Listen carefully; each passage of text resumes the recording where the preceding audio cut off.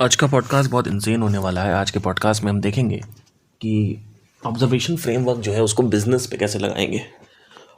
और अब क्योंकि ये फ्रेमवर्क आप लोगों को समझ में आया है, नहीं आया तो मेरे को कोई घंटा लेना देना नहीं उससे because you don't know the potential of this framework because you are judging it by the views maybe, and you are judging it that maybe over, like, people who have been listening to me from last three years, these people can understand, but most of the people are not understanding, and I don't want them to understand, to be really frank also, because this can be used in a very pathetic way. This can be, it's like जादुई pencil मिल गई आपको शाका Laka boom boom की. And the only matter is the clarity was not there with the universe. The only thing which will help you to use this framework for your own benefit is the use of little bit of creativity and attention. So if you don't pay attention, you don't want to use some part of your creativity, then this will not work. That is the only thing you need. आपको इसकी आवश्यकता है. That's it. Because I have made this framework in order to not only make myself a able person to earn money while I am doing podcast. अभी रात के 2 बज रहे हैं तो I am doing podcast. I don't have any commitment tomorrow because I have made my life in that way with this framework. And in music also, जो मेरा गला इतना grow हुआ है, you have not heard me listening, but because of this framework also, this has happened. The singing has actually grown a lot. And today we are going to talk about in the context, and कि इसको business के context में कैसे मैंने देखा था उसके बारे में एक कहानी सुनाऊंगा. तो it's a very crucial thing that we have actually discovered it, because if we would have not observed, we would have not been clarified with the framework, the patterns of the universe, and we would have not reached here at this level to this so simple formula to use it for your own desire or something. अभी तक हमने इसको, जितने भी पिछले 3 महीने से मैं बात कर रहा हूँ इस फ्रेमवर्क के ऊपर, मैंने सिर्फ और सिर्फ स्पिरिचुअल ग्रोथ यानी इंटेलेक्चुअल ग्रोथ के लिए ही बात करी थी इसमें. यानी जैसे आप बैठे हो, आपको ये पता करना है कि यूनिवर्स में ये क्यों होता है, तो वो हो जाता है, लेकिन उसमें कोई इंटरेस्ट नहीं है लोगों का. तो इस वजह से लोग शायद हो सकता है इसके ऊपर इतना आंखें ना चमका रहे हो, क्योंकि यूनिवर्स को जानने में, ब्रेन को जानने, नेचर ऑफ द माइंड को जानने में, पैटर्न्स ऑफ द यूनिवर्स को जानने में ज़्यादा उससे कुछ मिलता नहीं है. उससे सिर्फ नॉलेज मिलती है कि भाई यूनिवर्स के बारे में थोड़ा ये पता चल गया. और लेकिन the moment you start using it for your own desires, then the attention will come in and then they will be okay, इससे महल भी बना सकते हैं, उससे ये भी कर सकते हैं, उससे ये भी कर सकते हैं, ओह माय गॉड, बैंक में पैसा इकट्ठा कर सकते हैं. तो वो इसी वजह से मैं नहीं बात कर रहा हूँ इसके बारे में इसी वजह से मैं इसके बारे में इस लेवल पर, क्योंकि मैं इसको बिल्कुल सात्विक स्तर पे अभी यूज़ कर रहा हूँ. सात्विक स्तर मतलब nature of the mind and प्रकृति को जानने के लिए यूज़ कर रहा हूँ बेसिकली, इन शॉर्ट. बट अगर आप राज करना चाहते हो, यानी राजसिक स्तर पे भी ये बहुत बुरी तरीके से काम करता है. एंड मैं आज इसके बारे में एज अ बिजनेस कंटेक्स्ट में बात करूँगा, क्योंकि आप सोचेंगे कि अब क्यों बता रहे हो, पहले तो आप प्रकृति के बारे में बता रहे थे. उसका रीज़न ये है कि यहाँ पे ज़्यादा लोग नहीं हैं. ऑलमोस्ट 200-250 लोग यहाँ पे प्रॉपर्ली सुनते हैं. उसमें से भी सिर्फ जो ऑडियंस रिटेंशन है मेरा, वो सिर्फ 20 लोगों का है. यानी 100% मेरे पॉडकास्ट से 20 लोग सुन रहे हैं, मोस्ट ऑफ द टाइम 30 लोग. जो मेरा स्पॉटिफाई पे पॉडकास्ट है, वहाँ करीबन 500 लोग के आसपास जनसंख्या है जो अभी एक्यूमुलेट हुई है. उसमें से भी अगर आप मोटा मोटा समझ लें तो मतलब 50-60% रिटेंशन है, तो 250 लोग वहाँ हो गए, 40-50 लोग, 30 लोग यहाँ पे हो गए. तो करीबन 300 लोग मोटा मोटा मतलब सुन रहे हैं इस फ्रेमवर्क को. अब इस फ्रेमवर्क को थोड़ा सा मैं पीछे जाना चाहूँगा 2020 में, जहाँ पे मैं थोड़ा सा आपको बताना चाहता हूँ कि फ्रेमवर्क क्या होता है. वो तो बाद में आएंगे, लेकिन पहले जानेंगे कि डिस्कवरी हुई कैसे. जब मैंने मेडिटेशन करने की यात्रा आरंभ करी, तो मेरा माइंड जो है वो यूनिवर्स ने इस तरीके से डिज़ाइन किया है कि कुछ अलग तरीके से वो सोच सके। और इसमें मेरा कोई क्रेडिट नहीं है, मैं आपको बताता हूँ, अभी साबित करता हूँ। यूनिवर्स जब बच्चे पैदा करता है, चाहे वो एनिमल्स के बच्चे हो, चाहे वो पशु हो, चाहे वो पेड़ पौधे हो या इंसान हो, तो उसका रोल होता है इवॉल्व करने का। और अगर एवोल्यूशन करेगा तो जेनेटिक म्यूटेशंस यानी जेनेटिक डिफरेंशिएशंस आने चाहिए। यानी बेसिक फॉर्मूला है, अगर एक भी प्लैनेट डिस्कवर हो रहा है, एक भी एनिमल नया आ रहा है, एक भी इंसान नया आ रहा है, तो वो यूनिक आएगा। ये सिंपल सी चीज़ है जो पैटर्न हमें बड़ी मेजर आपको ये दिखेगा। इसी वजह से बिजनेस की किताबों में ये लिखा जाता है कि आप अपने बिजनेस को स्टैंड आउट करें, out of the box approach use करें। यानी आपका बिजनेस जो है वो एब्सोल्युटली स्ट्रॉन्ग यूएसपी होनी चाहिए उसके अंदर, तब जाके आपका बिजनेस। लेकिन लोग क्या करते हैं, एक इवेंट कंपनी है, दूसरी इवेंट कंपनी है, तीसरी इवेंट कंपनी है, सब एक काम कर रहे हैं और सब पैसे के लिए मर रहे हैं। और सबको डिफरेंशिएशन करना है कि हमारा जो पैसा है वो हम कम ले रहे हैं। यानी अगर कोई 50 रुपए चार्ज कर रहा है तो दूसरी कंपनी 40 रुपए चार्ज कर रही है। मतलब सब्जी के lowest, the race to the bottom of the price. So that is only their differentiation. So because of that the business is not flourishing. That is the main thing. Second of all, जो पूरा का पूरा इसमें गुत्थी है वो ये समझने की है कि यूनिवर्स जो है वो पैटर्न्स में काम करता है। ये मैंने डिस्कवर करना चालू किया 2020 में। तो यूनिवर्स जो है पैटर्न में अगर काम करता है तो कहीं ना कहीं हर चीज़ का पैटर्न होता है। यानी अगर आप किसी एक पैटर्न को स्टडी करते हो तो वो पैटर्न हर जगह अप्लाइड रहेगा, स्पेशली ग्रॉस रियलिटी में। तो ये सब मैंने देखना चालू किया, ऑब्जर्व करना चालू किया। मैंने कहा कि यार, like what are the different kind of patterns that I can see in the universe, and I discovered some 7 patterns majorly which influenced my thinking, and earlier to 2020 यानी early 2020 में और early ये जो डेकेड है हमारा 20s to 30s का, इसमें 2020 से 2004 और 5 आने वाला है। इसमें बेसिकली प्रकृति को जानने का जो जिज्ञासा थी वो सबसे ज़्यादा प्रबल रही है मेरी, क्योंकि मज़ा ही उसी में है। और राज करने में मज़ा नहीं है, पर इस मॉडल को अगर मैं राज करने पे यानी शासन करने के लिए अगर यूज़ किया, शासन का मतलब होता है राजसिक कर्मों पे, अगर मैं डाल देता हूँ तो इससे काफ़ी बड़ी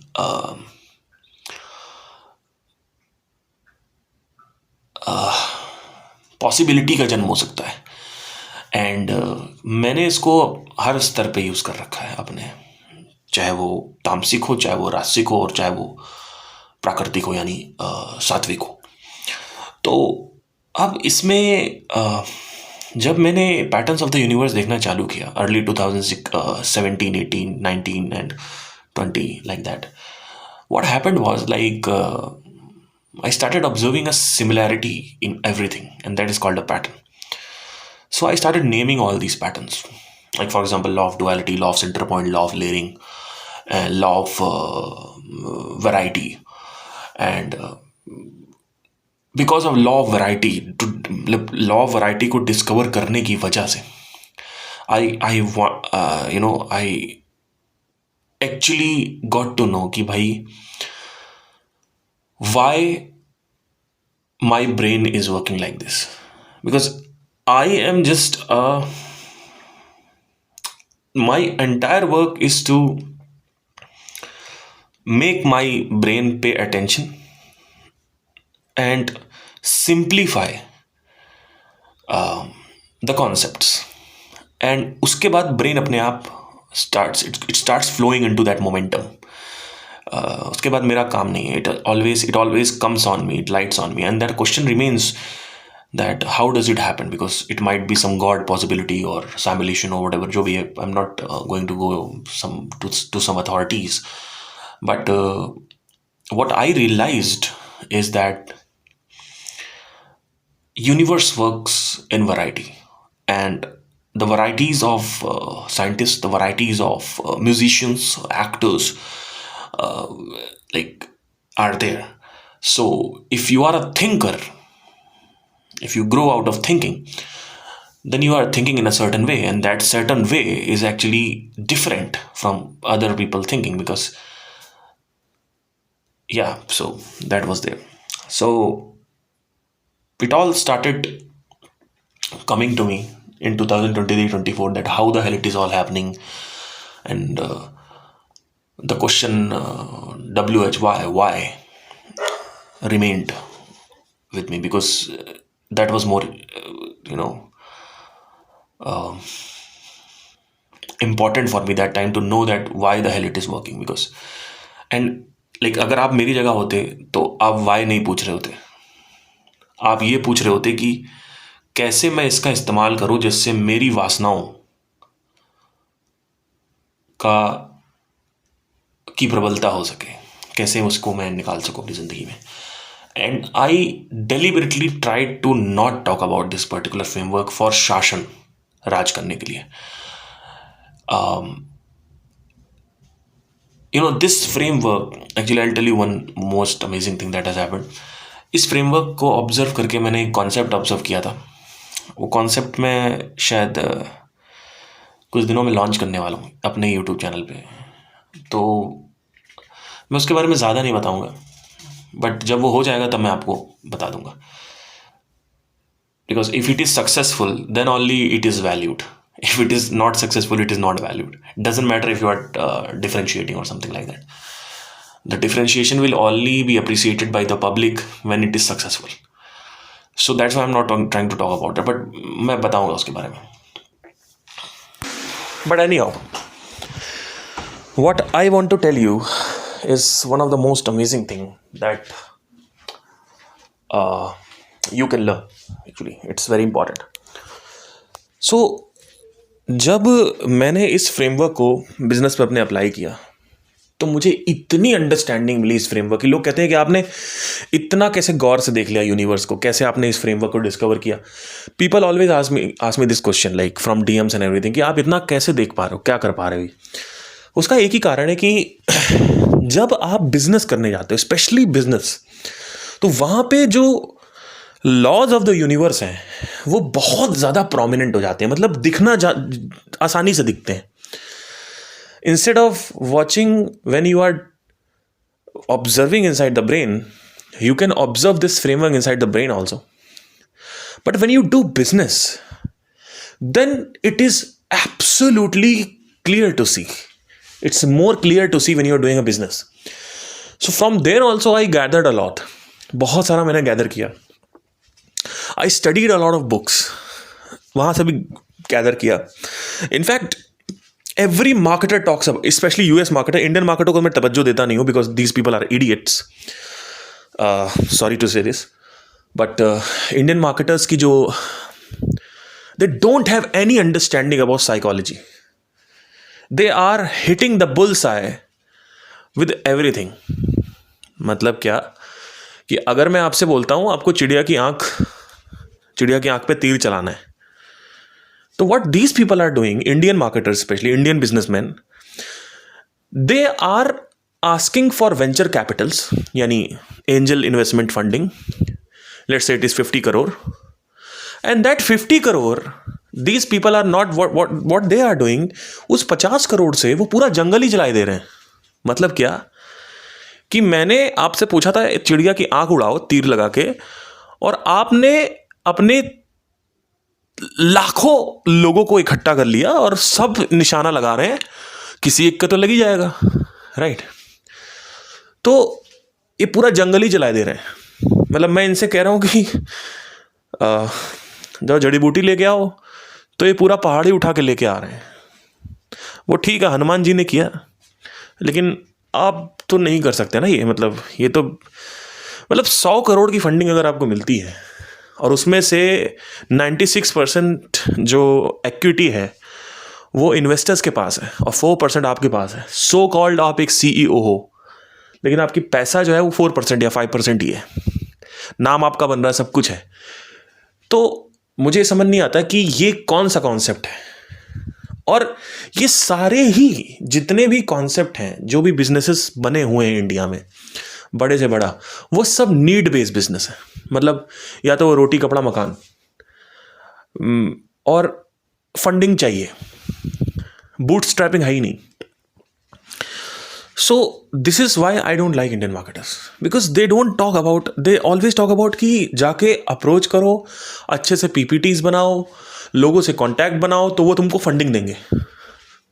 and I don't care about this bullshit, because this is shortcut way. एक तरीके से आप एक तरीके से शॉर्टकट वे लेना चाहते हो, जिससे किसी का आइडिया आपको पसंद आए और वो आइडिया को एग्जीक्यूट करेगा, और उसके बाद उस आइडिया पे पैसा लगा दिया जाएगा, और वो आइडिया जो है या तो चलेगा या नहीं चलेगा। मतलब आप कह रहे हो कि मैं लाखों अर्जुन को खड़ा कर दूंगा और जंगल पे तीर चलाऊंगा, पूरे जंगल पे, चिड़िया की आंख पे नहीं। और कभी कभी नहीं भी लगता है, मोस्ट ऑफ द टाइम नहीं भी लगेगा, क्योंकि चिड़िया की आंख पे हिट करना है। और इसीलिए होता है जो बड़ी बड़ी कंपनीज हैं, these people are not able to make a business successful most of the time with funding also. And number two, these people don't even break even for 10 to 12 years. They don't break even. The only company which Ola has not break even till now. You know this? The only company which has broke even till now is, I think, Zomato and Blinkit. That's it. And that too in 10 years, maybe. When they started, they were like living off the debt. And where is the financial freedom in that? Like, for example, you are taking 100 crore rupees का funding, and आपको मिल जाती है। अब आपका पास इतना pressure आ जाता है कि हर सैटरडे आपको जूम मीटिंग्स में रिपोर्ट देनी है। I am sure Deepinder Goyal ने अब शादी करी है रशियन एक्ट्रेस से। आई एम श्योर कि दीपेंद्र गोयल ने अब जाके वो टेंशन फ्री हुए हैं, पर 10 साल से तो टेंशन फ्री नहीं थे ना। तो जब इतना ही टेंशन लेनी है और इतना ज़्यादा पैसा आपको दे रखा किसी ने और आपको उसको साबित करना है, आप जॉब कर लो उससे अच्छा। तो क्योंकि business is all about creativity and about freedom. That's why we do it, for the creativity and for the freedom. That's it. There's nothing else. There's nothing else we can do for that, right? So this startup approach, everybody you talk about in this country, वो कहेंगे एक idea को थोड़ा बहुत pitch करो और idea को थोड़ा बहुत सेल्स जनरेट कर लो और ईमेल्स भेजो, भेजो ईमेल्स भेजो सबको। उसमें से एक ईमेल का आदमी का रिप्लाई आ जाएगा तो तुमको बुलाएगा, पीपीटी प्रेजेंट करो, पसंद आएगा तो पसंद आएगा, नहीं पसंद आएगा तो नहीं पसंद आएगा। मतलब काम आप किसी के अंडर में ही कर रहे हो, तो इससे अच्छा तो जॉब ही कर लेते जब आपको किसी के अंडर में काम करना है। And I am sure there are companies who have bootstrapped, definitely they have bootstrapped. रोटी कपड़ा मकान में बूटस्ट्रैप करना बड़ा आसान है। रोटी कपड़ा मकान, मुझे इसमें बूटस्ट्रैप करके दिखाओ ना। आपके पास एक डांस एकेडमी है, उसको बूटस्ट्रैप करके दिखाओ, नहीं कर पाओगे सही से, पता ही नहीं है फंडामेंटल्स। एक कॉमोडिटी बिजनेस को बूटस्ट्रैप करके दिखाओ, एक ऐसे बिजनेस को बूटस्ट्रैप करके दिखाओ, यानी सेल्फ फंड करके दिखाओ, सेल्फ ग्रो करके दिखाओ, जीरो से ग्रो करके दिखाओ, जो बिजनेस एक्चुअली में रोटी कपड़ा मकान से थोड़ा बाहर हो। नहीं तो मोस्ट ऑफ द जितने भी बिजनेस मैंने देखे हैं, चाहे वो मिंत्रा हो या फ्लिपकार्ट हो या जो भी हो, स्नैपडील हो या ब्लिंकिट हो, ये सब रोटी कपड़ी मकान से रिलेटेड। ओला रोटी कपड़ा मकान, मतलब communication, that's it. It's a need based business. Need मतलब ह्यूमंस की जो वेरी एक्सेसिव नीड्स हैं, लाइक कम्यूट यानी टैक्सी यात्रा करना, एक वो, दूसरी चीज खाना पीना, तीसरी चीज कपड़ा, और चौथी चीज मकान। ये चार के अलावा अगर आप देखोगे, मैं मानता हूं कि बिजनेसेस होंगे, मैं नहीं कह रहा हूं बिजनेसेस है ही नहीं इंडिया में, मैं कह रहा हूं कि बिजनेसेस हैं, लेकिन कहीं ना कहीं उनको भी फंडिंग की तलाश है कि भाई कोई फंड कर देगा। मैं आपको बताना चाहता हूं, यूएस में ये चीज नहीं होती है, और हम एक्सपर्ट होंगे योगा के, मेंटल हेल्थ के, हमारे उपनिषदों में हुआ है, लेकिन वो हैं मार्केटिंग में, तो वो हैं यहां पे आप तवज्जो नहीं दे सकते हो आप इस चीज को कि हम नहीं हैं, क्योंकि हम पिछले 1200 साल से गुलामी कर रहे हैं, और गुलामी से पहले भी हम गुलामी ही कर रहे थे, डेमोक्रेसी नहीं थी। राजा का शासन था, यानी तानाशाही थी, यानी डिक्टेटरशिप थी। राइट। हमारे बीज में ही गुलामियत डाल दी गई है। एक तो वो है। दूसरी चीज कि हम अपने आप को कितना हर चीज में ऊपर दिखाते हैं। ना हमारे कुछ सही पॉल्यूशन सही है, ना हमारा पॉपुलेशन कंट्रोल है। कोई लोगों को पता है कि कूड़ा नहीं करना चाहिए, लेकिन खुद कूड़ा फेंकते हैं। मैंने ये देखा हुआ, एग्जाम्पल है मेरी जिंदगी में। मेरे बगल में एक आंटी कूड़ा फेंकती है, वो कहती बाकी तो फेंक ही रहे हैं ना, तो क्या दिक्कत, हम भी फेंक देते हैं। तो ना हमारा एनवायरनमेंट कंट्रोल है, हमारे शेर मर रहे हैं, हमारे जानवर मरे जा रहे हैं। हमारे पास क्या, हम क्यों प्राउड है किस चीज को लेकर? किस चीज को लेकर तुम प्राउड हो भाई कि हम इंडियंस ये what what what what you have done? ना तुमसे फिल्में अच्छी बनती हैं। पुष्पा 1 आई, अच्छी मूवी थी, मैंने तो देखी नहीं दोनों। मैं तो बॉलीवुड देखता ही नहीं हूं। पुष्पा 2 कबाड़ा मूवी, बुरा लगता है तो लगता रहे। उसकी जो टिकट्स प्राइस है वो 900 रुपए है, अगर आप IMAX 2D देखने जाते हो। तो आप क्या अच्छा कर रहे हो मुझे ये बता दो। सिर्फ आपने एक चीज अच्छी करी है, वो ये है कि खुद को जानने की जो यात्रा है, जो सबसे इंपॉर्टेंट चीज है, वो आपने दे दी हमें। और दूसरी कंट्री को आप समझते हो बेवकूफ। अरे तो हर कंट्री अपना कुछ यूनिक फंक्शन लेके आती है ना, तो वैसे US भी लेके आती है मार्केटिंग। अगर मैं ऐसे US यूज करता हूँ तो लोग मेरे को बोलेंगे US का दल्ला, US का चट्टा है कहीं ना कहीं। तो ये आगे आने वाला है अगर मैं बहुत US की बात करने लगूंगा। लेकिन US है तो है, हर आदमी वहीं जाना चाहता है। तो एडवर्टाइजिंग और मार्केटिंग जो है वो स्टार्ट ही वहीं से हुई थी 1800s में। The father of advertising he is called Claude Hopkins. I started reading his book. You can start also from there. He's the father of advertising. Then came David Ogilvy. Then came big marketers. There is this great marketer, Eugene Schwartz, one of the most amazing copywriter of all time. उनसे मैंने जो जो चीज़ें सीखी हैं, वो चीज़ें India में कोई सोच नहीं सकता। 5 लेवल ऑफ अवेयरनेस होते हैं, 5 लेवल्स ऑफ अवेयरनेस। कोई भी जब खरीदने जाता है तो 5 लेवल्स ऑफ स्टेजेस होती हैं बाइंग की। आई started studying there, you know. I learned from the US that the emotions are more responsible for the buying decision rather than the logic. And through that, I have also understood why Achar Prashant's or Sandeep Maheshwari's audience or anybody else's audience is not able to grasp if I'm criticizing them. Please remember that US में marketers ने ये बोला है कि buying decisions emotionally होते हैं। And with that one statement I have learn that why these people are not. मतलब क्या, मैंने आपसे बोला था ना कुछ पॉडकास्ट पहले, मैंने कहा था कि लोग अपने आप को हर्ट होने से बचा रहे हैं।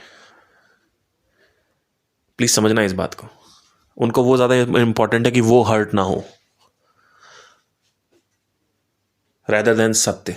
लोग कहते हैं कि हमें सत्य जानना है, लेकिन अल्टीमेटली लोग अपने गुरु का प्रिवेंशन करते हैं। मतलब गुरु ने जो बातें बोली, अगर हम उसको क्रिटिसाइज करेंगे तो लोग उसका प्रिवेंशन करते हैं। मतलब वो अपने आप को प्रिवेंट कर रहे हैं कि उनको हर्ट हो रहा है, उनके गुरु को बोल रहे हैं, तो अल्टीमेटली वो अपने आप को हर्ट होने से बचा रहे हैं। लेकिन जब उन्होंने आरंभ किया था तो सत्य को जानने, और सत्य एक ऐसी चीज है जो न्यूट्रिनोज में होता है, न्यूट्रल होता है। मतलब सत्य इलेक्ट्रॉन नहीं है, सत्य प्रोटॉन नहीं है। प्रोटॉन यानी प्लस माइनस, न्यूट्रॉन इलेक्ट्रॉन मतलब माइनस, प्रोटॉन मतलब plus. So what is this observation framework? This is one of the most important thing that anybody can understand. The first thing is to observe. The second thing is to question the observation. The third thing is to form the hypothesis. The fourth thing is to research, or do research first and then form the hypothesis. That can be third or fourth. Anyway, the fifth step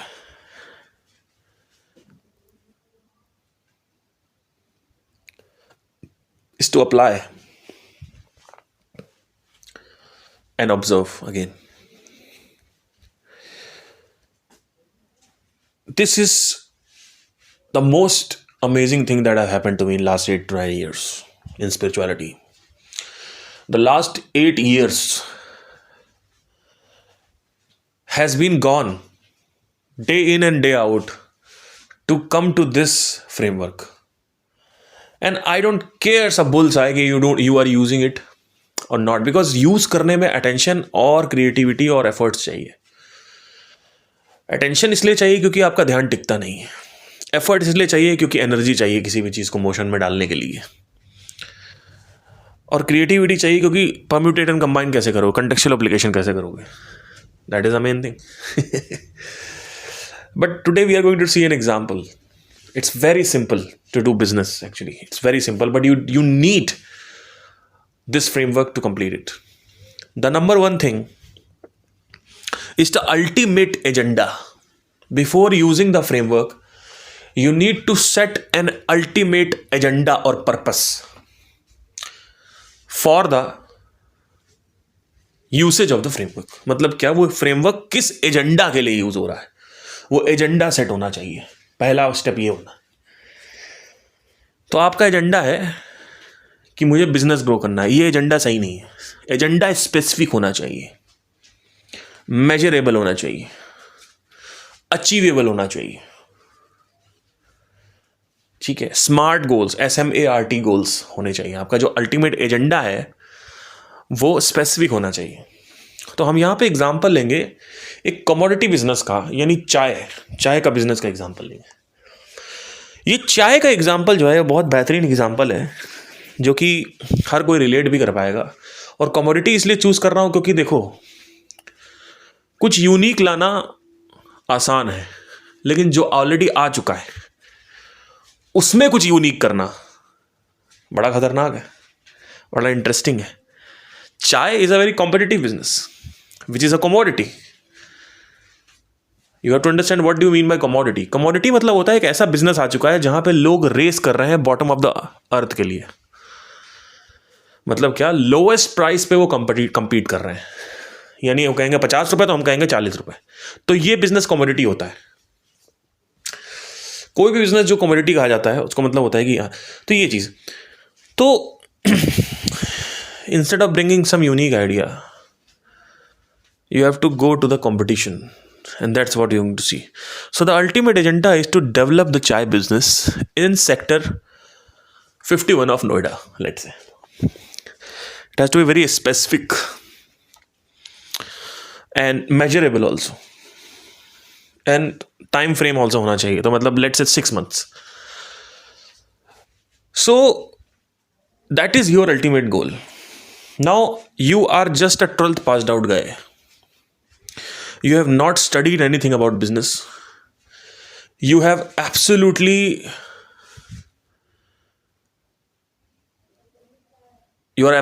absorbed into the conditioning of the society. That means you are totally, absolutely like a normal person. जिसको लगता है पैसा कमाना बहुत मुश्किल है. That is it. So we are going to start from there. So let's start. Let's go with this. So the ultimate agenda is चाय business. अब आप घर से बाहर निकले, आपने देखा मेरे राइट साइड में चाय है, मेरे लेफ्ट साइड में चाय है. मैं थोड़ा गली छोड़ के आगे जाता हूँ, वहाँ भी चाय है. तो मेरे पूरे ब्लॉक में करीबन 20 चाय वाले हैं, और 20 के 20 सिर्फ काम चल रहा है उनका. ऐसा नहीं कि कोई करोड़पति हो गया उसमें से, लखपति भी नहीं हुआ, हजारपति भी नहीं हुआ.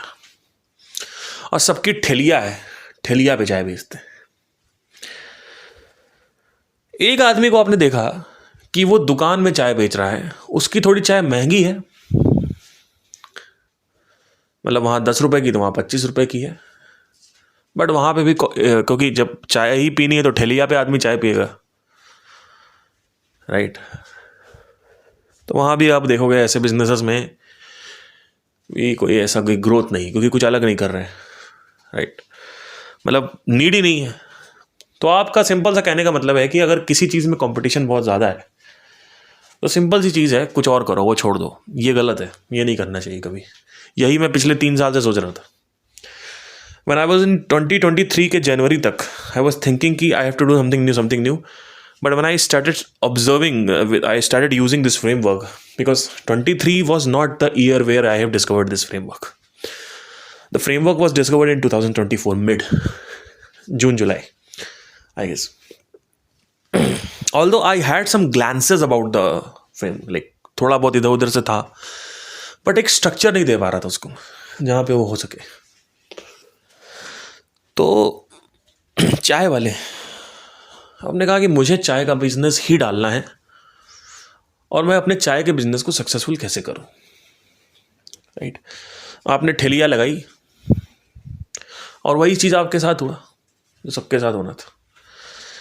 तो अब अगर आप किसी भी नॉर्मल आदमी से पूछने जाओगे, ध्यान से सुनना, अब यहां से इंटरेस्टिंग पॉइंट चालू हो रहा है।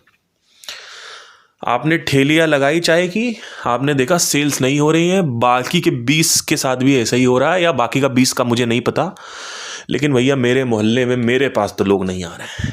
तो आप कहाँ गए? अपने पिताजी से पूछने गए, अपने दोस्तों से पूछने गए, लोगों से पूछने गए, लेकिन पूछने जाने से पहले एक चीज़ आपने मिस कर दी और इसी वजह से आप फेलियर हो। जो पहला पॉइंट था जो फेलियर का, कि आप फेल हुए उस चाय के बिजनेस में। आपने ऑब्जर्व किया कि चाय का बिजनेस नहीं चल रहा है, तो आपके अंदर नेचुरली क्वेश्चन उठेगा कि क्यों नहीं चल रहा है, और इस क्यों का जवाब पाने के लिए आप अपने दोस्तों, मम्मी पापा, रिश्तेदारों के पास गए। एक छोटी सी ऑब्जर्वेशन हम कभी नहीं कर पाते कि पहले ऑब्जर्वेशन हुई कि that the business is not running, then the question arises, and with the curiosity we are asking that question to people. So there is observation first, then there is questioning, right? We don't see this pattern because our aim is not to learn. Our aim is to use and rape the chai business to generate money. That is our goal. Our goal is never to learn. Then how can you earn? Our goal is to molest or harass or rape that business in order to squeeze out the elixir, and that is money. So the initial point is to not learn. The initial point was to make money. So this first step is to observe what I have discovered, or what is the problem, or what is the situation that I'm running through. Question that situation. And then the another mistake जो हमने करी वो थी कि हमने बेवकूफ़ों से पूछना चालू कर दिया. क्यों? क्योंकि हम आलसी हैं. हमें नहीं जानना है सही प्रोसेस, हमें अपना दिमाग लगाना है. एग्जैक्टली लाइक जब घर में चोरी होती है तो हमें पता है ये चोरी करा, इसने चोरी करी, नीचे वाले वो वाले गार्ड ने चोरी करी होगी, वो जो उधर बैठता है लाल वाले दरवाजे के पास, हमें सब पता है. हम ये अज्यूम करके चलते हैं कि हम ज्यादा स्मार्ट हैं और फिर हम फेल हो जाते हैं. उसके बाद भी हम ये नहीं अज्यूम कर पाते कि हम शायद स्मार्ट नहीं है. मतलब प्रत्यक्ष प्रमाण हो गया, उसके बाद भी हमें लगता है हम स्मार्ट नहीं है. So the first step is observation. The second step is question. You have to write down that frigging question. So let's say अगर आपके साथ होता, आपने ऑब्जर्व किया वो प्रॉब्लम या वो सिचुएशन, उस प्रॉब्लम को स्टैटिफाई किया, स्टेट किया, लिखा. द प्रॉब्लम इज दैट मेरा बिजनेस नहीं चल रहा है, मेरे चाय के पास मेरे पास कस्टमर्स नहीं आ रहे, ये भी प्रॉब्लम नहीं चल रहा है. और स्पेसिफिक हो, मेरे पास कस्टमर्स नहीं आ रहे हैं, ये प्रॉब्लम है. और मेरे पास कस्टमर्स कैसे आएंगे, ये क्वेश्चन है. ये दोनों ही हमें क्लियर नहीं होते. कि एग्जैक्टली प्रॉब्लम क्या है. I was there is this great marketer Dan Henry, and he was live. As I told you, मैं यूएस के सारे मार्केटर्स को फॉलो करता हूँ. तो he was live and he was like, मैंने उनसे पूछा कि मेरा लाइव बैंड का बिजनेस था उस वक्त, अभी भी है, बट मेरा more focus is on my academy right now. तो मैंने उनसे पूछा, सर मेरे पास ना मतलब दिन के मतलब महीने के 3 4 5 शोज आ जाते हैं गूगल एड्स करके, ये करके वो करके, बट ना मेरे को रोज़ एक शो चाहिए, लाइक कुछ बताइए. ही वॉज लाइव. तो मैंने उनसे बोला, तो उन्होंने बोला कि amazingly he told that what business you're in. मैंने कहा मैं लाइव बैंड में. कहते हैं लाइव बैंड कहाँ करते हो. मैंने कहा वेडिंग में करता हूँ, weddings most problem private parties में. ओके, क्यों लाइव बैंड कर बुलाया जाता है. मैंने कहा मतलब ये कि लाइव बैंड जो है वो किस प्रॉब्लम को सॉल्व कर रहा है. मैंने कहा कि उनको चाहिए लाइव बैंड क्लाइंट को. तो कहते हैं ये तो डिजायर है, ये प्रॉब्लम थोड़ी है. ये तो डिजायर हुआ ना, प्रॉब्लम क्या है भाई. वो मैंने बोला प्रॉब्लम ये है कि उनके पास कोई अच्छा लाइव बैंड वाला नहीं है. तो कहते हैं अगर ऐसा होता तो आपके पास रोज शोज होते. ये प्रॉब्लम है ही नहीं. लाइव बैंड ही क्यों बुलाते हैं लोग, या डीजे ही क्यों बुलाते हैं, या कैटरिंग ही क्यों बुलाते हैं, या लाइट्स क्यों लगवाते हैं. मेरे दिमाग खराब. मैंने कहा कि भाई लगाते हैं एंटरटेनमेंट के लिए, तो प्रॉब्लम क्या सॉल्व कर रहा है. मैंने कहा ये भी बात है. मैंने कहा प्रॉब्लम क्या सॉल्व होगी यार इसमें. और मैंने बहुत सोचा करते करते लास्ट में उन्होंने बोला नहीं, तब तक लाइव कट गया था. लेकिन मैं सोचता गया उस क्वेश्चन को, सोचता गया. फिर वो दोबारा लाइव आए तो किसी और का जवाब दे रहे थे. तो उन्होंने किसी और कंटेक्स्ट में जवाब दिया था, लेकिन मैं तो बहुत शातिर हूँ, तो मैंने उसको उठा के अपने कंटेक्स्ट में डाल दिया. And the problem that it was that my live band और एनी डीजे और anything, if you want to go and understand कि प्रॉब्लम क्या है, you have to go into the history of weddings. So you will see a pattern जहाँ पे शुरू में शहनाइयाँ बजती थी और बाजा पेटी हारमोनियम होते थे. देन अर्ली 2000s में डीजे वीजे आ गए. And right now after 2018-19 live bands are more introduced because they want to do something different. But why shehnai और why हारमोनियम बाजा पेटी initially? That was the major question that stuck with me, and the answer is boredom. The problem is boredom.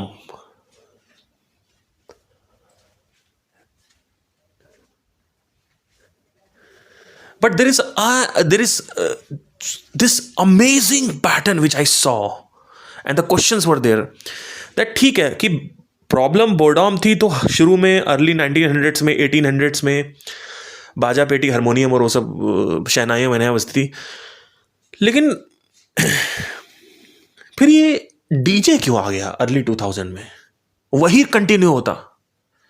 और फिर DJ के बाद live band आ गया, या anchor games आ गए, या डांस परफॉर्मेंस आ गई, या और एंटरटेनमेंट्स आ गए, वेडिंग एंटरटेनमेंट में और भी चीज़ें आ गई. Why I stuck with that question. The answer is that the problem haunts back again. That means the boredom comes back again. And when it comes back, the industry innovates. That means that the industry creates something new to face that boredom. DJ आए, bore हो गए, live band आ गए. Live band से bore हो रहे, DJ come live band आ गए. शहनाई से bore हो गए तो डीजे आ गए. सो वहीं से प्रॉब्लम सोल्यूशन लूप भी डिस्कवर हुआ था. ये सब चीज़ें, जबकि हर चीज़ प्रॉब्लम से चालू होती है, फिर मतलब अल्टीमेटली वो प्रॉब्लम पे ही खत्म होती है. प्रॉब्लम खत्म करने के लिए सोल्यूशन बनाया जाता है, वो सोल्यूशन वापस उस प्रॉब्लम पे ले आता है, back to square one. That was the major concern of that time. So what is the problem that you are solving? Right? That is the major question. So let's come back with the chai business. Question किया, observe किया, question किया कि मेरा क्यों नहीं, मेरे पास customers नहीं आ रहे. अब पूछने के बजाय है, अगर हम इस क्वेश्चन के साथ स्टिक रहें और चाय वाले बिजनेस को अभी गधे के पिछवाड़े में डाल देते हैं और सिर्फ इस क्वेश्चन के साथ रहते हैं स्टिक कि कस्टमर्स कैसे लाएं, तो आप इसमें अगर जाओगे डीप तो इसमें भी अगला जो थर्ड स्टेप है ऑब्जर्वेशन फ्रेमवर्क का, वो आपकी हेल्प करेगा. And that is research. That is the third step. Now the question is that how the hell we do the research. That is the question. That is what third step talks about. That the research should not be from one person. A person who has written a book. In fact, you are researching when you are asking to your relatives, your friends, your parents, that why the business is not working. Customers कहाँ से लाएं? And then these people will give you bizarre answers. That pamphlet डाल दो. जैसे कि और बाकी competition ने कभी सोचा ही नहीं होगा. राइट. प्लीज ध्यान में रखना, मैं आपका चाय का बिजनेस नहीं सक्सेसफुल करवा रहा हूं, मैं आपको प्रोसेस समझा रहा हूं. तो अल्टीमेटली वो भी रिसर्च ही है. बट रिसर्च का मतलब क्या होता है? रिसर्च हमेशा चालू होगी इनिशियल पॉइंट से. मतलब आज तक जितनी भी रिसर्चेस आ चुकी हैं वो पहला ट्रेस करना पड़ेगा कि कहां से चालू हुआ हो, और एंड मतलब 2024 तक जितनी रिसर्चेज आ चुकी हैं वो आपको पढ़नी पड़ेंगी बैठ के. इतना अगर आपने कर लिया तब आप थ्योरी बना पाओगे कि मेरा चाय का बिजनेस क्यों नहीं चल रहा है.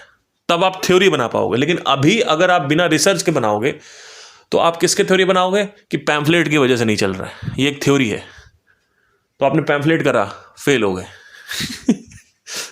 कि नेटवर्किंग नहीं है, ये एक तो बहुत बड़ा मिथ है.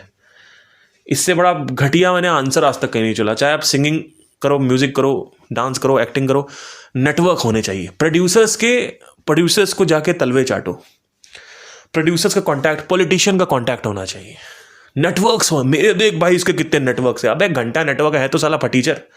नेटवर्क क्या होते हैं? एक सेकंड हैंड डिजायर लेके घूम रहा है, पैसे के लिए मारामारी कर रहा है.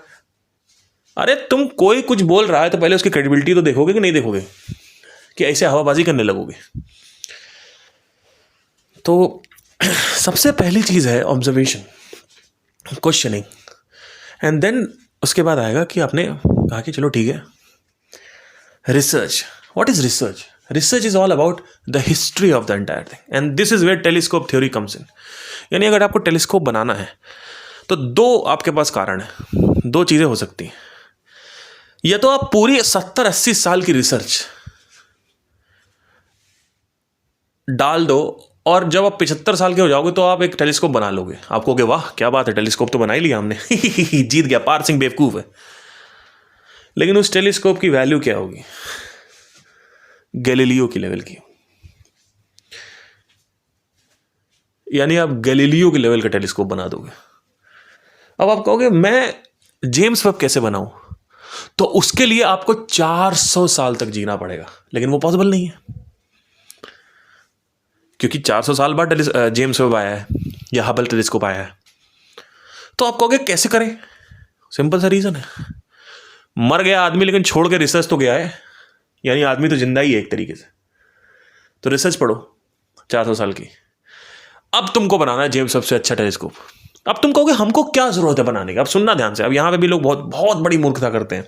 लोग कहते हैं हमको इसकी क्या जरूरत है, हमें तो गैलीलियो का ही बना देना.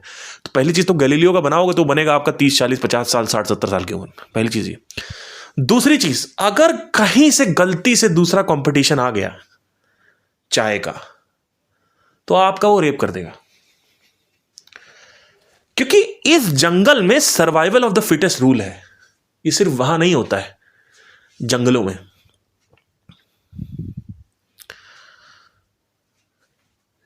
सर्वाइवल ऑफ द फिटेस्ट यहां भी होता है. और यहां पे सर्वाइवल होता है पैसे को लेके अल्टीमेटली. तो अगर आपका बिजनेस 50,000 जनरेट कर रहा है, और ये मत सोचो कि आज कर, यही होता ही है लोगों के साथ. लोग एक दुकान चालू करते हैं, जनरल स्टोर, और उसके बाद 2-3 साल तक बहुत रंगबाजी पेलते हैं कि देखो हमने इकट्ठा करने को, पता है फर्स्ट मूवर एडवांटेज में कोई था नहीं उस वक्त, जैसे जैसे कंपटीशन आया बर्बाद हो गए। या फिर इंडस्ट्री चेंज हो गई, ब्लिंकिट लोगों ने करना चालू कर दिया, जनरल स्टोर ही खत्म हो गए, सेल्स गिर गई। तो ये मत सोचो कि आप अगर सोचोगे कि आप अभी शॉर्ट टर्म में आपने 5 साल में कुछ तिगड़म लगा लिया और नेक्स्ट 3 से 4 साल आपके बढ़िया निकल गए, तो इसका मतलब ये मत सोचो कि आने वाले समय में संकट नहीं आ रहा है। आ रहा है और बहुत बुरी तरीके से आ रहा है और शोषण करेगा। तो इंस्टेड ऑफ अंडरस्टैंडिंग धनुष बाण, you are trying to do हवा में तीर। And to understand archery, you need to learn the basics of archery,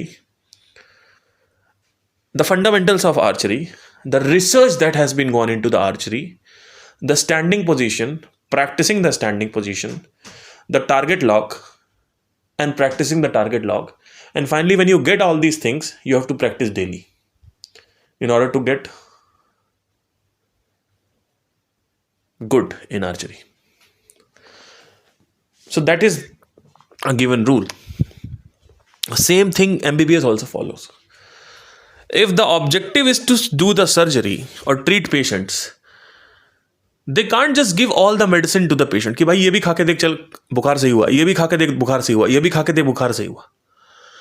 What they do is they start teaching the students MBBS, which is basics of anatomy, physiology and all that. And then they move on because they are teaching the person, जो बंदा आ रहा है MBBS करने, उसको पिछले 200 साल या 2000 साल का जो भी रिसर्च आ रखा है वो पहले पढ़ाया जा रहा है। और जब वो पढ़ता है और वो डॉक्टर फाइनली अपनी क्लिनिक पे बैठता है और उसके पास कोई नया केस आता है, तो वो हर केस में पैरासीटामोल नहीं देता, वो गेस करता है। उसके जो गेसेस हैं वो बेहतर होते हैं। क्यों? क्योंकि उसके पास डेटा का अबंडेंस नॉलेज है। It's like ChatGPT. The more data you have, the better output you have, right? But people don't follow this. So, questioning कि बिजनेस कैसा आएगा, उसके बाद रिसर्च। जब हम थर्ड स्टेप पे आ चुके हैं, रिसर्च मतलब क्या? इनिशियल पॉइंट से रिसर्च करना है। यानी आज तक जितनी भी रिसर्च आ चुकी है सब पढ़ डालो बैठ के। अब आप कहोगे अरे यार हम तो बिजनेस करने के लिए कौन पढ़ाई करेगा, बस बैठ जाओ पे घर पे, चुपचाप रोजगार करो, गवर्नमेंट जॉब की तैयारी करो, तुम उसी लायक हो। एंड लोगों को लगता है अरे बड़ा पेन होगा। पेन में कुछ नहीं होता। It's very important to understand that initially 1 to 2 months you might have pain to read books, to do the researches, but initially वो दर्द होता है, फिर मजा आने लगता है उसमें। That is amazing. So you read the history of advertising, the history of marketing, because that is what you need to understand in order to grow the business. The problem is not चाय। अच्छा, कई लोग ये भी कहेंगे कि चाय का स्वाद अच्छा कर लो या क्वांटिटी बढ़ा दो। मतलब कोई 10 रुपए की चाय में थोड़ा सा 300 ml दे रहा है, सॉरी 50 ml दे रहा है, तो आप बड़ा कप में देना चालू कर दो। ये भी करके देखोगे कुछ नहीं होने वाला, क्योंकि लोग बेवकूफ़ नहीं है। पहले तो ये समझ लो आप ज़्यादा स्मार्ट नहीं हो। हर कोई जीरो से स्टार्ट करता है, और जब आप जीरो पे हो तो सबके गैसेस सेम होते हैं। मतलब अगर आप जीरो पे हो तो हर कोई कहेगा चाय का स्वाद अच्छा कर लो, तो वो तो हर जगह मिल रहा है। स्वाद से कोई क्यों आता है? सो तो घर में, अच्छा घर में क्यों नहीं बनाता? क्वेश्चन ये उठता है। एक ही क्वेश्चन नहीं उठता है कि कस्टमर कैसे आएंगे, क्वेश्चन ये उठता है कि आदमी अपने घर से उठ के यहां क्यों आएगा। क्वेश्चन ये भी उठता है। अब आप कहोगे चाय पीने में कोई घर नहीं आता, चाय पीने के लिए कोई वैसे भी नहीं आता, वो तो नीचे जो आदमी टहल रहा होता है वो रुकता है। ऐसा नहीं है। आपने चायोस का नाम सुना है? चायोस इस समय दिल्ली में चाय में नंबर 1 है, शायद नंबर 2 या number 3, I don't know. People come to drink chai and there are chai वाले जहां पे लोग जाते हैं दूर दूर तक चाय पीने, कि चल भाई पीछे गाड़ी में बैठ चाय पी के आते हैं। अरे घर में नहीं, अरे हटा, घर में कौन बनाएगा यार? क्या घर में चाय अच्छी नहीं बनती है? बनती है। क्या वो वहां से अलग मिल रही? नहीं, सेम मिल रही। तो क्या दिक्कत क्या? स्वाद के लिए जा रहे हो? कोई स्वाद के लिए नहीं जाता। हाँ, स्वाद एक है फैक्टर, ऐसा नहीं है स्वाद होगा। ये भी मत सोच लेना कि स्वाद तो नहीं होगा तो भी चलेगा, ऐसा नहीं है। स्वाद तो मतलब आप ये सोच के चलो कि मुझे क्वालिटी अच्छी देनी है। आप ये मत देखो कि वो तो बेकार चाय बनाता, हम अच्छी बनाते, तो हम तो 40 की बेचेंगे, वो 10 का बेच रहा है। ऐसे नहीं होता है। आदमी आएगा, पता है क्या कहेगा? अच्छा 40 की बेच रहे हो, क्यों? स्वाद अच्छा है। अरे स्वाद तो वो भी अच्छा दे रहा था, वो 2 गली छोड़ के, वो तो 10 की बेचता है। खत्म, टाटा बाय बाय, गया। और एक ऑल्सो भी परसेप्शन भी होता है आदमी का, एक प्री कंसीव नोशन भी होता है। मतलब आदमी कुछ अगर सोच रहा है, पहले से ही सोच के अगर आया आपके पास कि भाई 10-15 रुपए की चाय होगी, और एकदम से आपको कहे तो 40 की चाय, वो कहेगा नंगा नाच कर ले, मेरा चाय नहीं पीऊंगा मैं। तो अब ये सब क्वेश्चंस उठने चाहिए एक दुकान वाले के अंदर कि भाई क्या हो रहा है, ये सब क्या हो रहा है। तो अब आता है रिसर्च। रिसर्च में आपको इनिशियल पॉइंट से पूरा पढ़ना होगा, यानी सिर्फ बुक्स नहीं पढ़नी है। जरूरी नहीं है कि सिर्फ बुक्स पढ़नी है। रिसर्च में बहुत सारी चीजें आ गई, क्वेश्चंस भी आ गए आपके जो थे, बहुत एक ही क्वेश्चन नहीं आएगा। और ये भी मत सोचना क्वेश्चन एक ही होता है, 50 क्वेश्चन भी हो सकते हैं। जैसे अभी आपको मैंने बताया कस्टमर्स नहीं आ रहे, दूसरा मैंने बताया कि आदमी घर से क्यों उठ के आएगा, ये भी क्वेश्चन हो सकता है। तो रिसर्च पे जाना पड़ेगा आपको, यानी आज तक MBBS करना पड़ेगा आपको, इन द सेंस चाय के बिजनेस में 7 साल पढ़ना पड़ेगा। और मेरा अनुमान ये है, मैं आपको लिखवा के दे सकता हूं अभी इस वक्त, कि कोई भी स्किल को मास्टर करने के लिए, चाहे वो संगीत हो, डांस हो, मार्केटिंग हो, कम से कम 5 साल आपको देने पड़ेंगे। 5 साल you have to give, 5 years, 4 to 5 years. That does not mean कि आपको 5 ईयर्स में सक्सेस मिलेगी। दैट मीन्स कि हो सकता है पहले साल से मिलना चालू हो जाए, लेकिन बहुत बड़ा करना है या ग्रैंड लेवल पे करना है या बहुत सारा अच्छा करना है उसको, तो हो सकता है 5 साल लगेगा। और 5 साल के बाद जब बिजनेस आपका सक्सेसफुल हो जाएगा, तो इसका मतलब ये नहीं कि आप रिसर्च करना छोड़ देंगे, मतलब आप पढ़ते रहेंगे पढ़ते रहेंगे। So this is the answer to your question कि भाई हर कोई हफ्ते में क्यों पढ़ता है, बिल गेट्स वगैरह बुक्स, हर हफ्ते एक बुक क्यों पढ़ते हैं बिल गेट्स। या कोई भी एंटरप्रेन्योर होगा, वो हमेशा ध्यान में रखना, एक बुक पढ़ेगा या 2 बुक पढ़ेगा, वो महीने में पढ़ेगा जरूर, मतलब पढ़ रहा होगा वो, ऐसा नहीं है कि नहीं पढ़ रहा होगा। एक बड़ी अच्छी चीज अभी रिसर्च में मैं आपको प्रोसेस बता रहा हूं। अब मैं चाहूं तो मैंने जो रिसर्च से सीख सकता मैं डाल सकता हूं यहाँ पे पॉडकास्ट में, लेकिन उसमें कम से कम 24 घंटे का पॉडकास्ट चाहिए मुझे, और वो जानने के बावजूद भी कुछ नहीं होने वाला आपका, क्योंकि अल्टीमेटली आपके और भी क्वेश्चंस होंगे और दिमाग थोड़ा खुलेगा, but ultimately it's not about chai, it's about observation framework. So you research something, then you get out of that. Now what happens is, when you start researching, there's something very interesting happens. You start studying the stories of the people who are worse than you. मतलब वो आपकी situation से बहुत ही गंदी situation में थे। You start studying the story, exactly same situation. Because every book talks about somebody who was broke. And there are levels of broke. ऐसा नहीं है कि भाई आपके पास मिडिल क्लास हो और घर वाले उसे 20,000 कमाते हैं, किसी से घर वाले 2 रुपए भी नहीं कमा रहे थे, राइट। सो आप ऐसी स्टोरी, पहली चीज तो क्या होगा इस कहानी से, क्या होता है, कंडीशनिंग से बाहर आओगे आप। पहली चीज, कहानी सिर्फ एक चीज करती है, आपको कंडीशनिंग से बाहर लेके आती है। दूसरी चीज, आपको आइडिया लगना चालू हो जाता है धीरे धीरे धीरे धीरे कि क्या क्या होता है इसमें। जब इसमें डीप जाओगे रिसर्च में, तो आप कहोगे अच्छा ये भी सीखना पड़ेगा, अच्छा ये भी सीखना पड़ेगा। और फर्दर सिर्फ एक ही क्वेश्चन नहीं है कि कस्टमर्स कैसे लाएं, ये इतना बड़ा क्वेश्चन है, इस क्वेश्चन में इतने कॉन्सेप्ट छुपे हुए हैं कि एक क्वेश्चन के अंदर आपको इस क्वेश्चन का आंसर निकालने के लिए आपको कम से कम 500 कॉन्सेप्ट पढ़ने पड़ेंगे।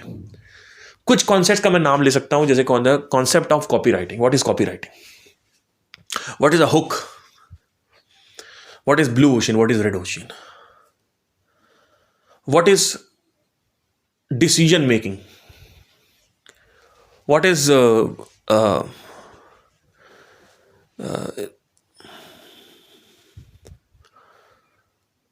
persuasion?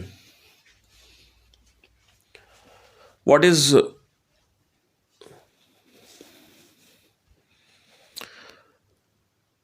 Influencing? In the all the जितने भी बिजनेस में इस क्वेश्चन के अंदर ही फर्दर कॉन्सेप्ट्स होंगे बहुत सारे। What is the difference between marketing, sales and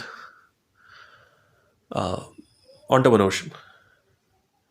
What is entrepreneurship? What is marketing? What is sales?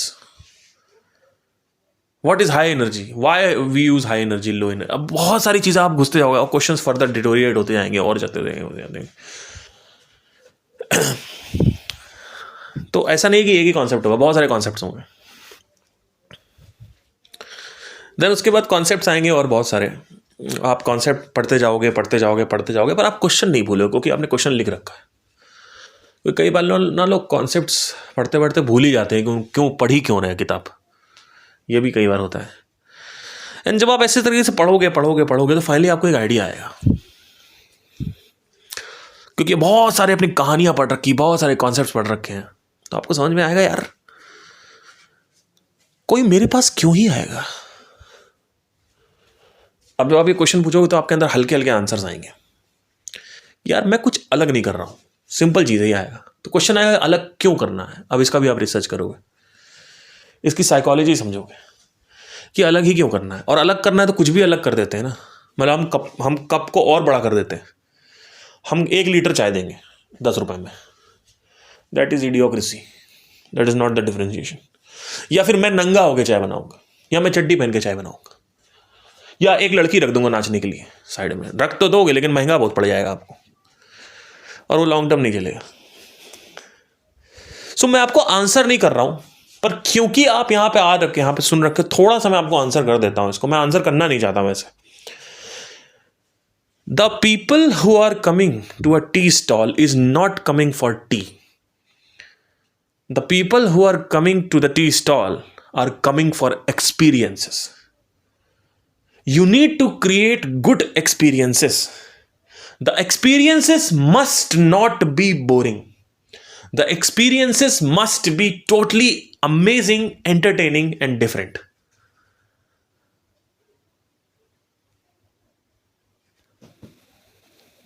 So अब आपको मैंने थ्योरी दी. अब ये थ्योरी आपको पता चली, ये रिसर्च में आपको पता चला. अब आप दिमाग लगाओगे. अभी भी वहां पे बुक में आंसर नहीं मिलेगा क्योंकि every business is unique. So what happens is कि बुक में आंसर नहीं मिलेगा आपको, लेकिन आपको आइडिया लग जाएगा. लेकिन अगर आपको कंटेक्चुअल एप्लीकेशन नहीं आती है तो आप फिर से जीरो हो जाओगे. और कंटेक्चुअल एप्लीकेशन इजी कर दिया हमें. ये एक फिनोमिना है जो अकर होता है.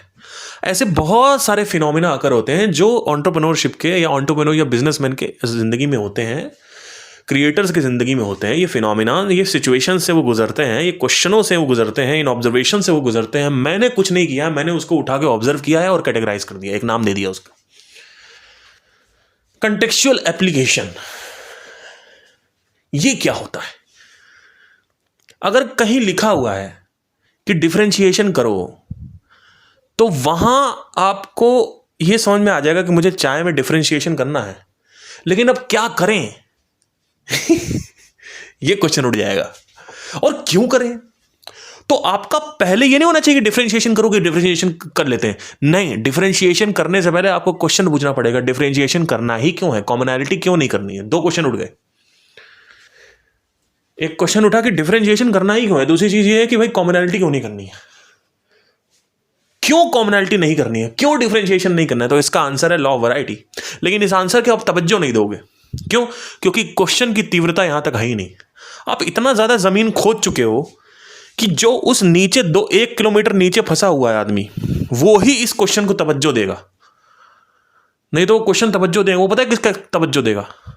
जो ऊपर जमीन के ऊपर है. वो ये है कि मैं अपने चाय के बिजनेस को सक्सेसफुल कैसे करूं, तो वो उसको तवज्जो देगा. लेकिन the moment I will say कि कॉमनैलिटी क्यों है, डिफरेंशिएशन क्यों नहीं होना चाहिए, या डिफरेंशिएशन क्यों होना चाहिए, कॉमनैलिटी क्यों नहीं होनी चाहिए, ये बहुत 1 किलोमीटर डीप है नीचे जमीन के. तो यहां तक लोग आते ही नहीं. यहां पे जो आदमी 3-4 लोग फंसे होंगे, अगर मैं उनसे बात करूंगा ना, वो मर जाएंगे इस आंसर के लिए. लेकिन क्वेश्चन बर नहीं कर रहा अंदर, क्योंकि लोग स्टेप 1 पे ही हैं और मासेस स्टेप 1 पे होती है. तो लोग मेरे से क्वेश्चन पूछते हैं आगे, मैं उनसे कहता हूं जाओ ऑब्जर्वेशन फ्रेमवर्क फॉलो करो. क्लियर हो गया? बट ठीक है, for the sake of simplicity मैं इस पॉडकास्ट में आंसर्स भी दूंगा, थोड़े बहुत, ज्यादा नहीं दूंगा. तो आपने क्वेश्चन किया, आपने कहा डिफरेंशिएशन क्यों नहीं होना चाहिए, या कॉमनैलिटी के आपसे क्वेश्चन पूछे, और फाइनली आपको एक एप्लीकेशन करने के लिए एक थ्योरी मिली। तो हमने स्टार्ट किया ऑब्जर्वेशन से, क्वेश्चनिंग पे आए और फिर रिसर्च पे गए। अब एक थ्योरी बनेगी। वो थ्योरी ये है कि भाई क्या पता ये कर लूं तो सक्सेसफुल हो जाऊं, क्या पता ये कर लूं तो ऑब्स्टेकल क्रॉस हो जाएगा। It's obstacle theory. ये कर लूं तो ऑब्स्टेकल, मतलब ऑब्स्टेकल अभी क्या है, कस्टमर्स नहीं आ रहे हैं। तो लेट्स से आपने पैम्फलेट करके देखा, ब्रोशर्स करके देखा, लेकिन कस्टमर्स नहीं आ रहे थे। तो आप कहोगे भाई क्यों नहीं आ रहे? फंडामेंटली लोगों ने कहा डिफरेंट करो। तो आपने कहा डिफरेंट क्यों करना है? पर मैं आंसर दे देता हूं। आंसर ये है कि आप पहुंचोगे इसी आंसर तक चाहे कुछ भी हो जाए। वो ये है कि people come to the tea stall not just for tea, because that they can cook in the home also, but a person जो गेड़ी मारने निकला हुआ है, या person who is just trying to have some हवा ऑल्सो, कि चलो भाई हवा लेके आते हैं, और नीचे जाता है वो, और वो हवा लेने के बजाय आपकी दुकान पे आ रहा है। तो पहले तो क्वेश्चन यही उठता है कि हवा लेने क्यों जा रहा है? एक्सपीरियंसेस के लिए। दूसरी चीज ये, अब आपने उसको ऐसे, जो प्रोस्पेक्ट है यानी जो कस्टमर है यानी पोटेंशियल कस्टमर है, उसका माइंडसेट जान लिया आपने। वो माइंडसेट ये है कि उसको एक्सपीरियंसेस चाहिए। तो अब आपको दिमाग लगाना है कि मैं अपने चाय की दुकान में कुछ अलग एक्सपीरियंसेस ऐड ऑन कर सकता हूं क्या, सिर्फ चाय के अलावा? नंबर 1।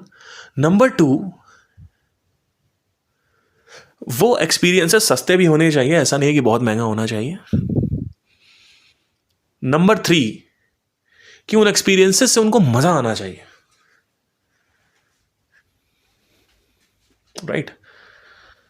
एंड नंबर 4, जो कि सबसे ज्यादा इंपॉर्टेंट है, वो ये होना चाहिए कि मैं उन लोगों का पता और नंबर अपनी डायरी में लिख रहा हूं, यानी I am making a list. Number 5, I have to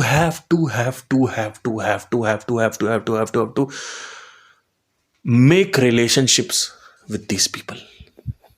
That means I should not be just a chai wala. I should be my favorite chai wala. And to know and to make a relationship, you need to have the understanding of the science of persuasion or the science of storytelling. Now, what happens with the relationship? Relationship is absolutely critical now. And this is what Zomato is not doing. अगर Swiggy को जोमैटो को beat करना है, तो Swiggy के CEO को YouTube पे vlog करना चालू करना पड़ेगा। सीईओ जो स्विगी का है, अगर उसको जोमैटो को बीट करना है, तो स्विगी में नोटिफिकेशन आएंगी कि मैं अपनी ओरिजिन स्टोरी बता रहा हूं कि मैंने कैसे स्विगी को ग्रो किया और आप कैसे कर सकते हैं। स्विगी एप्लीकेशन में नोटिफिकेशन आएगी, वो आदमी वहां पे क्लिक करेगा और जो भी, मुझे तो पता नहीं ओनर का नाम क्या है, लेकिन वो जाएंगे उनके यूट्यूब चैनल पे, और यूट्यूब चैनल पे वो, मतलब जितने भी स्विगी के कस्टमर्स हैं, वो सारे के सारे सब्सक्राइबर्स होने चाहिए यूट्यूब चैनल पे, बुरी तरीके से। अगर राहुल गांधी को जीतना है तो उसको एक रिलेशनशिप बिल्डिंग करनी ही पड़ेगी लोगों के साथ। क्यों? क्योंकि रिलेशनशिप एक बहुत बड़ा डिफरेंशिएटर है, बहुत बड़ा डिफरेंशिएटर है। आज सिर्फ और सिर्फ संदीप महेश्वरी, एचआर प्रशांत, बाकी जो यूट्यूबर्स है ना, जिनके पास पैसा खड़े हैं लोग देने के लिए 10-10 हजार रुपए एक सेशन के लिए, just because of relationships. One call to action होगा आचार्य प्रशांत के द्वारा कि यहां मैं करने आ रहा हूं, 6,000 रुपए की टिकट है, बुक्ड। कुछ कोई साइंस नहीं, कुछ कोई मार्केटिंग की स्टडी नहीं, कुछ नहीं,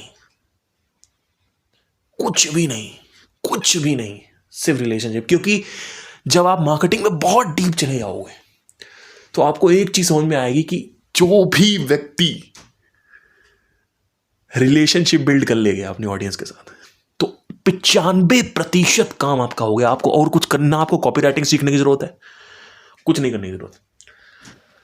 तो ये 5 चीजें उस चाय वाले को करनी पड़ेंगी। चाय वाले को डिफरेंशिएट एक्सपीरियंस क्रिएट करना पड़ेगा, चाय वाले को ये देखना पड़ेगा एक्सपीरियंस डिफरेंट हो, चाय वालों को देखना पड़ेगा एक्सपीरियंस जो है वो बहुत ही ज़्यादा अमेजिंग हो और डिफरेंट हो, मतलब इन द सेंस अलग हो और फंटास्टिक हो, मतलब माइंड ब्लोइंग हो। ऐसा नहीं हो कि मतलब कि बोरिंग ना हो, बस ये तीसरा नंबर होना चाहिए, बोरिंग ना हो। चौथा नंबर की उसको लिस्ट इकट्ठा करनी है, और पांचवा जो है वो रिलेशनशिप बिल्ड करना है। ये 5 चीज़ें उसको बाकी चाय वालों से बिल्कुल अलग कर देंगी। अब वो चाय वाला ये बता रहा है व्हाट्सएप पे या यूट्यूब पे कि भाई ये मेरा यूट्यूब चैनल है, प्लीज़ सब्सक्राइब कर लो। वो सब्सक्राइब क्यों करेंगे? क्योंकि अगर आपको सब्सक्राइब करोगे तो मैं आपको बताऊंगा कि कुछ भी, मतलब कुछ एक ऐसा व्लॉग बनाने जा, मैं लेट्स से मैं मणिपाल जा रहा हूँ, या फिर मैं मुंबई जा रहा हूँ, या फिर मैं बैंगलोर जा रहा हूँ, या फिर मैं कहीं जा रहा हूँ घूमने, कुछ भी करने जा रहा हूँ, या मैं कुछ भी दिन रात कर रहा हूँ, या मेरे चाय के व्लॉग, मैं सुबह कैसे दुकान लगाता हूँ, शाम तक जो कुछ भी अलग तरीके का चैनल होना चाहिए जहाँ पे लोग आपको रोज़ देखें और रिलेशनशिप बिल्डअप करें। मतलब रिलेशनशिप कैसे बिल्डअप होता है? स्टोरी टेलिंग से। उसको पता होना चाहिए कि भाई मैं कौन हूँ, कहाँ से आया हूँ, मेरी बीवी कितने हैं, मेरे बच्चे कितने हैं, मतलब मेरे बच्चे कितने हैं, मेरी बीवी एक है, उस बीवी का बैकग्राउंड क्या है, मेरे बच्चे क्या खा रहे हैं, मैं क्यों चाय के बिजनेस में आया हूँ, मेरे साथ क्या क्या प्रॉब्लम है, मैं कैसे रिलेट कर पा रहा हूँ आपसे। जब ये चीज़ें लोगों को पता चलती हैं, लोग यार ये तो बहुत अच्छा आदमी है, अरे ये तो मैं हूँ, अरे ये तो बहुत ही अच्छा आदमी है, इस तरीके से आता है। Exactly, people come to your shop because they have a bloody relationship, not for चाय। क्योंकि चाय तो आपने पहले एक्स्ट्रा ऑर्डिनरी बना दी है। चाय में आप बिल्कुल क्वालिटी नहीं, आप बाकी लोग आनंदा का यूज कर रहे हैं, आप अमूल यूज कर रहे हो फुल क्रीम। चाय आपने फंटास्टिक बना दी। एक्सपीरियंस के लिए आप थोड़ा बात करते हैं। एक्सपीरियंस के लिए क्या किया आपने? कुछ नहीं। आपने देखा कि कैसे मैं लोगों को दिमाग लगाऊं। चलिए ये मैं क्वेश्चन आप पे, मैं नहीं बताऊंगा हर चीज, ये क्वेश्चन मैं आपसे छोड़ देता हूं, लेकिन एजेंडा समझा देता हूं। एक्सपीरियंस का मतलब क्या है? आपको एक ऐसा एक्सपीरियंस क्रिएट करना है इस चाय वाले का, और आप नीचे कमेंट कर सकते हो, सोच के करना कि जब कोई व्यक्ति बैठा हो और उसको गेड़ी मारनी हो या बाहर निकलना हो कि चलो यार थोड़ा हवा खा के आते हैं, तो आपके चाय के पास आए, साथ चाय पिए, ठीक है, और साथ ही साथ यार उसका मन करे यार उसके पास चलना है, मज़ा आता है वहाँ पे, ऐसा होना चाहिए, ये आता नहीं। अब मज़ा कैसे दिलाओगे आप ऐसा क्या कर सकते हो चाय की दुकान में अपने कि मज़ा आने लगे लोगों को? ये आपको सोचना पड़ेगा। कुछ ऐसा आप कर सकते हो, जैसे एक का नाम था चाय सुट्टा यारी, तो भाई सुट्टा भी मिल जाता है। देखो सुट्टा हर जगह मिल रहा है, फालतू की बातें मत करना नीचे कमेंट में।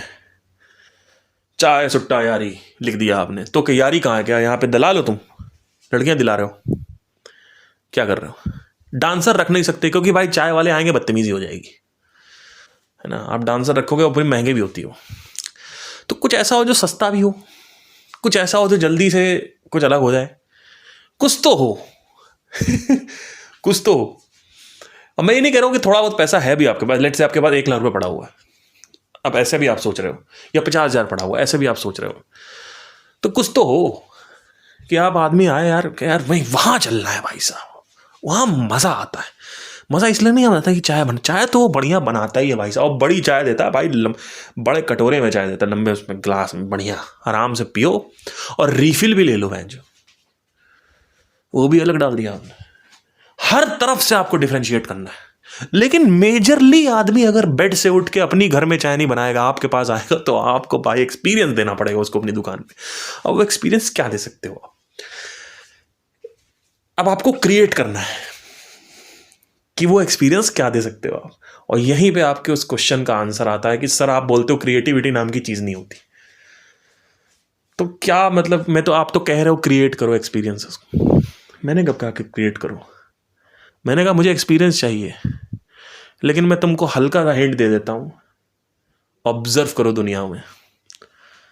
जब आप दुनिया में चाय को ऑब्जर्व करोगे, चाय की दुकानों को, तो आपको कहीं ना कहीं कुछ दुकान में तो कुछ आपको दिखेगा। दुनिया की दुकान, चाय में जरूरी नहीं भारत की हो, तो दुकानों में कहीं ना कुछ दिखेगा जो आपको आइडियाज पा, अरे भाई ये यहाँ डाल सकते हैं, सस्ता भी है और बड़ा एंटरटेनिंग भी है, राइट। तो क्या कर सकते हो, वो करना है। अब क्वेश्चन आपके ऊपर है। पर इसको मैं चाय के बिजनेस पे ख़त्म नहीं करना चाहता, इसको मैं ख़त्म करना चाहता हूँ ऑब्जर्वेशन, क्वेश्चनिंग, रिसर्च, हाइपोथेसिस यानी थ्योरीज आई, उन थ्योरीज में आपने जो 5 पॉइंट्स मैंने बताए आपने अप्लाई किए, आपने देखा कि हाँ ये वेरीफाई हो रहे हैं, यानी ये एक्चुअली में काम कर रहा है, यानी कस्टमर्स आने लगे हैं। तो चालू हुआ था कि कस्टमर्स नहीं आ रहे थे, एंड हो रहा है कि कस्टमर्स आने लगे हैं, राइट। तो दोनों ही ऑब्जर्वेशन है, चालू हमेशा ऑब्जर्वेशन पे होगा, फिर क्वेश्चनिंग आएगी, फिर रिसर्च आएगा, फिर हाइपोथेसिस आएगा, फिर लास्ट में एप्लीकेशन और या वेरीफाइड ऑब्जर्वेशन आएगा। एप्लीकेशन के बाद आएगा वेरीफाइड ऑब्जर्वेशन, या एप्लीकेशन ही वेरीफाइड ऑब्जर्वेशन।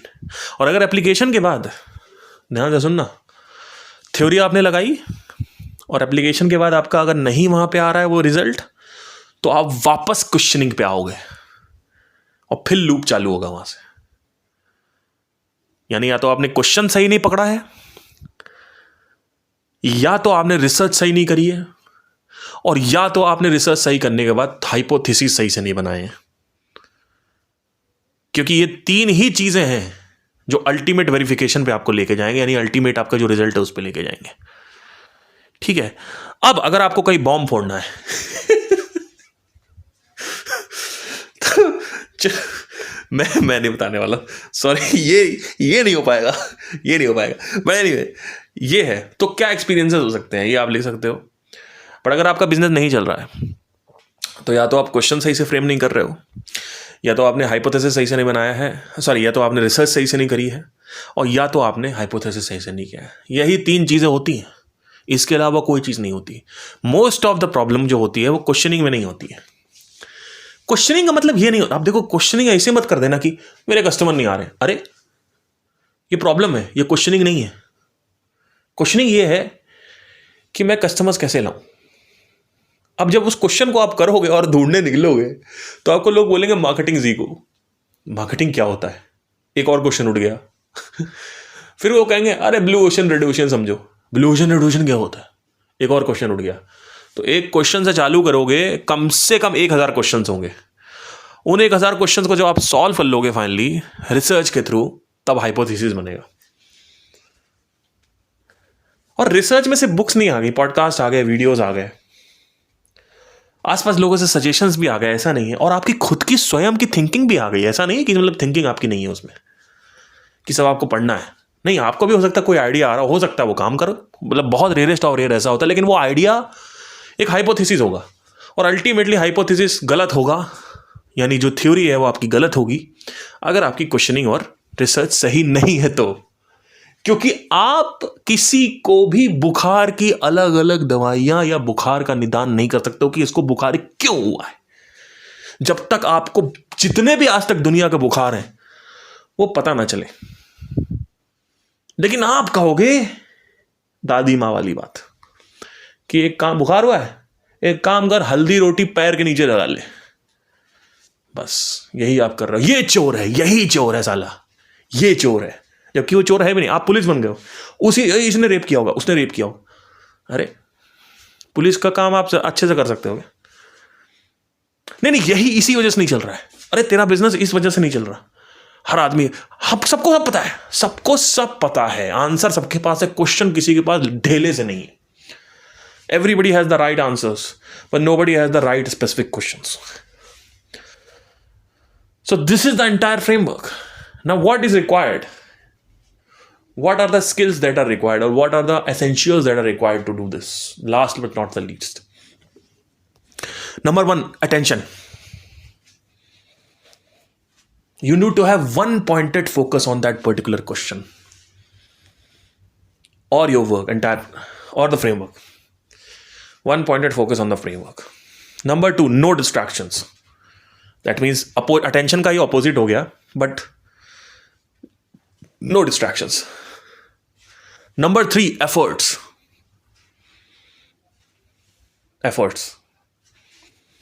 ये 3 चीजें अभी मेरे दिमाग में आ रही हैं, जो भी अटेंशन है, डिस्ट्रैक्शन है, एफर्ट्स है। That's it.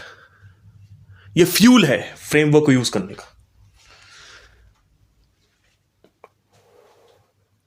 आपका ये भी क्वेश्चन उठ सकता है, हो सकता है आप जब एक क्वेश्चन पे जाओ कि कस्टमर्स मेरे चाय की दुकान पे नहीं आ रहे, तो एक क्वेश्चन उठ सकता है आपके कि मेरी अटेंशन ही नहीं टिकती यार, मैं कहाँ से, तो ये भी क्वेश्चन उसी में आ जाएगा, हाइपोथेसिस में ही, उसमें फ्रेमवर्क में ही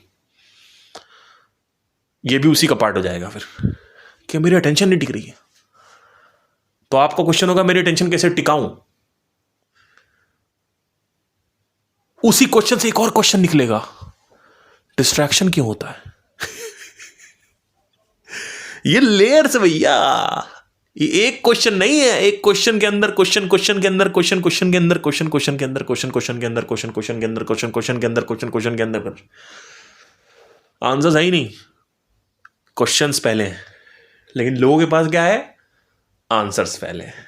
आओ हमसे जानो, हम हर आदमी डॉक्टर है, हम बताएंगे आओ क्यों बिजनेस नहीं चल रहा, हम बताएंगे आओ क्यों बीमार हो, हम बताएंगे आओ तुम अच्छा गाते हो गलत खराब गाते हो, हम बताएंगे आओ अच्छा डांस करते हो सही डांस करते हो, हम बताएंगे आओ आओ हम के खुद के लगे पड़े। धन्यवाद, टेक केयर।